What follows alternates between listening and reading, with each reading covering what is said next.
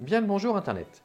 Imaginez que vos idées créatives vous amènent à concevoir un produit hors du commun qui se vendrait à des millions, mais alors des millions d'exemplaires dans 5 ans. Fortune, gloire et happy end. Mais parfois le destin en a décidé autrement. Et croyez-moi, ça arrive. Vous aurez l'immense honneur de voir votre création se vendre comme des petits pains. Malheureusement, pas un seul centime n'ira titiller votre portefeuille. C'est déjà arrivé et voici le top 5 des inventeurs qui pleurent encore.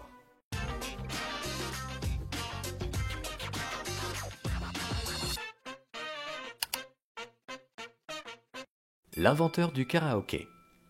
En 1969, le jeune japonais Daitsuki Inoue a une brillante idée. Il prend un autoradio à cassette, un monnayeur et un amplificateur qu'il combine et obtient un boîtier permettant de passer des enregistrements instrumentaux où l'on peut chanter par-dessus. Rappelons que le mot karaoké signifie kara, vide, et orchestura, orchestre. Kara orchestura. Bon, avec mon accent, c'est chaud. Il commence à en fabriquer quelques exemplaires avec des potes pour les proposer à des bars. L'invention commence à plaire et arrive jusqu'aux Philippines où un certain Roberto del Rosario s'accapare l'idée et se lance aussi dans cette aventure. C'est là que le vautour passe et fond sur sa proie vulnérable. Fin businessman, il dépose une vingtaine de brevets entre 83 et 86, ce qui lui permet de toucher de copieux royalties. Vous aurez compris, Inoue est bien dépourvu quand Roberto fut venu. Cependant, M. Daisuke Inoue a été distingué par Time Magazine comme un des asiatiques les plus influents du XXe siècle en 1999. Vous allez voir, tout est question de brevets et de FDP. Faut se dépêcher de protéger. LOL. L'inventrice du handspinner. Voilà une histoire triste. Le handspinner, objet phare dans la cour d'école l'année dernière, est en fait connu depuis le début des années 90.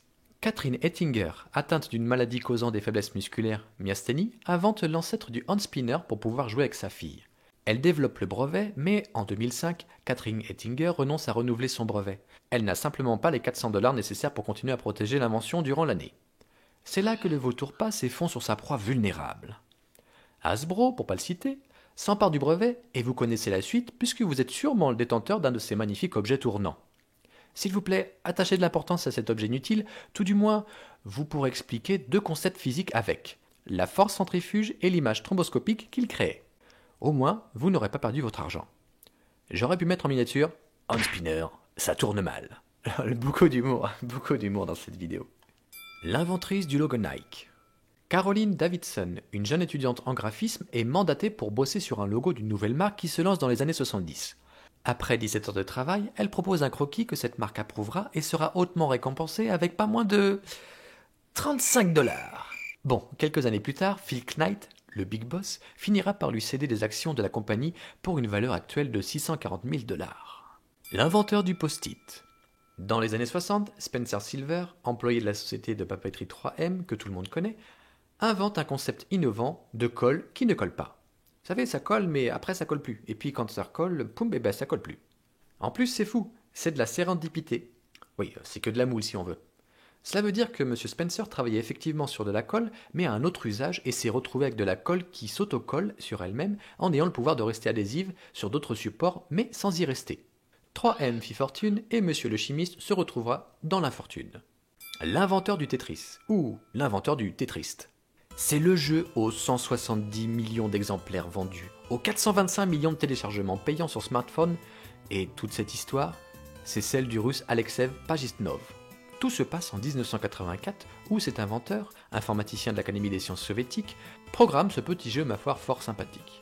Ce jeu commence à faire du bruit, et très vite il est contacté par un entrepreneur britannique qui veut lui acheter les droits pour 15 000 livres. Jackpot, vous me direz.